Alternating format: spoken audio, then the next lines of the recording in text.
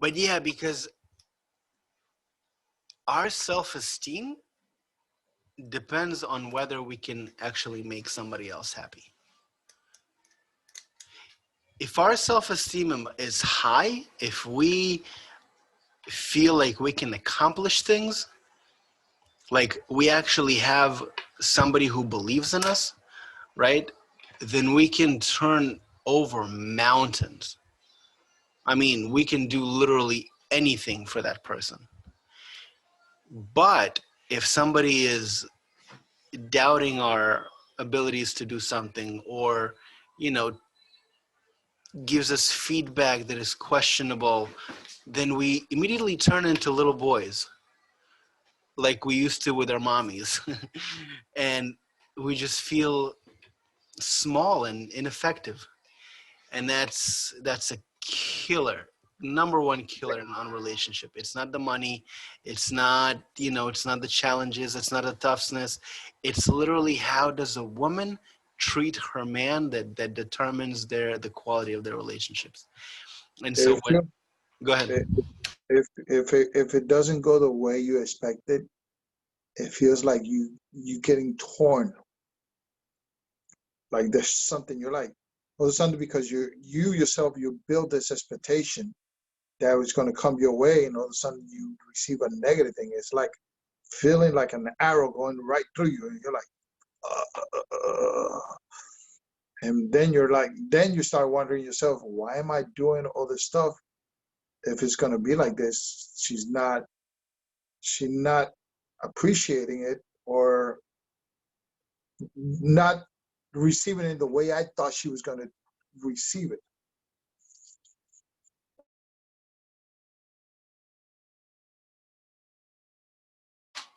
Absolutely, absolutely. Which is why it's so crucial for us to be aware of this in the courting process. You want to call it dating, you want to call it whatever you want, the getting to know the other person. How do they react and how do they respond? And it can be growing moments. I mean, it doesn't have to be like a killer, right? That if she doesn't respond a certain way, then that's it, she's not the right one. You can see how what is the dynamic between your interaction. And that is the single crucial point for us to pay attention to. For women, it's different. For women, um, because there is a thing of self-esteem for both men and women, and women's self-esteem will actually, so this is interesting. For men, low self-esteem comes out in the form of inaction, meaning my low self-esteem just causes me to do nothing, because I'd rather do nothing than, you know, do something and then feel shittier about that. So if I do nothing, it's safe. For women, it's the other way around.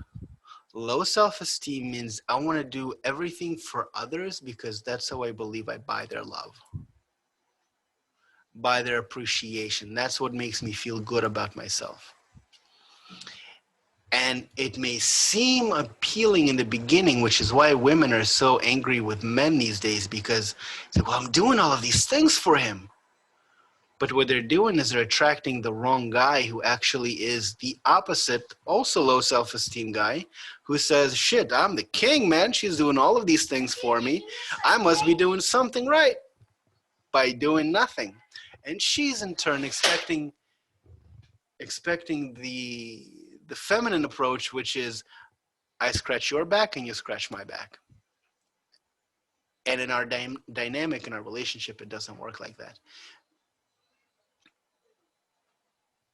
The woman is like the mood setter of the home. She determines the general atmosphere, the vibe of the house. You know, how do the members feel?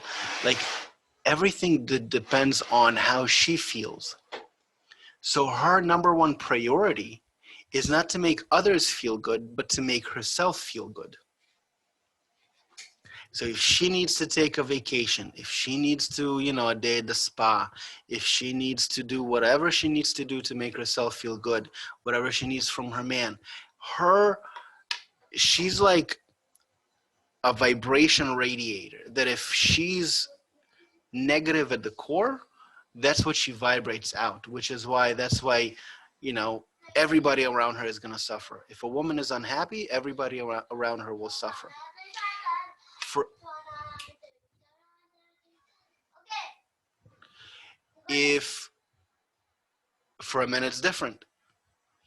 For a man, for us to really feel good, to really feel fulfilled, is by getting appreciation from others for something that we've done. So to gain higher self-esteem, we have to really think of others, do for others, make sure that others are taken care of, that we build those relationships around us in a way that are beneficial for other people, because then they will appreciate us for what they do, for what we do, and we build our self-esteem that way.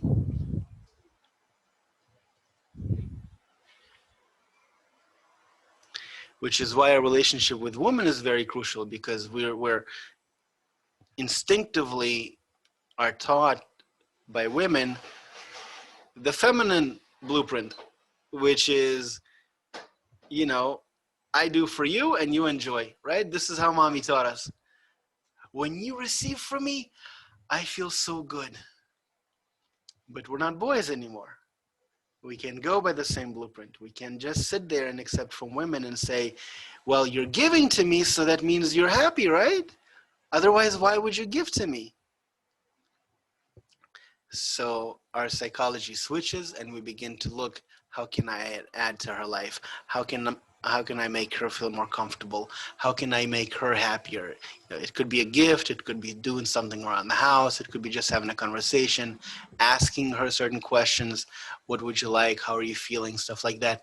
And then when she is in this ideal state of joy and happiness, and she's actually content with your relationship to her and your care for her, then the magic happens. Then things really begin to fly. And then the trick is not to fall into that intoxicating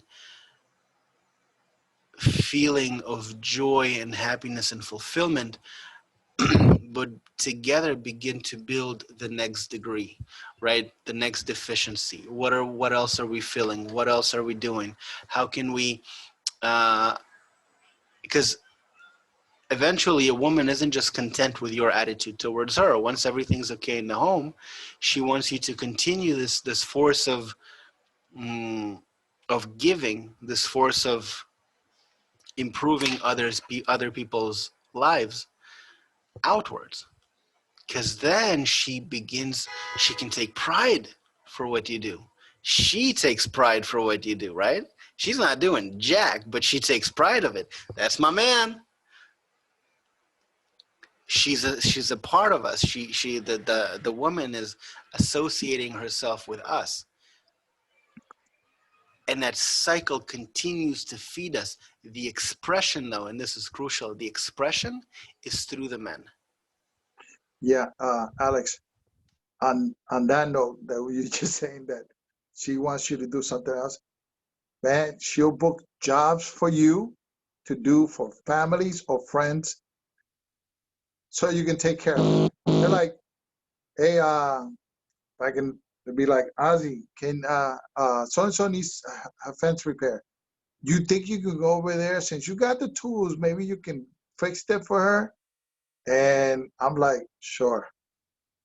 But that what made her happy, in a sense, is like, my man is a handyman. I trust him with anybody. I'm like, damn, man, I wasn't getting paid. So yeah, Amazing. that, you see, that part I understand when you were talking about that. It just, I didn't see it as that, but now I'm understanding more and more. Thank you, Alex. Yeah. It's a fascinating dynamics. Guys, any questions so far? Yeah, this is it's amazing, man. Absolutely amazing. I had a question, but it's gone now. I'll see if I can think about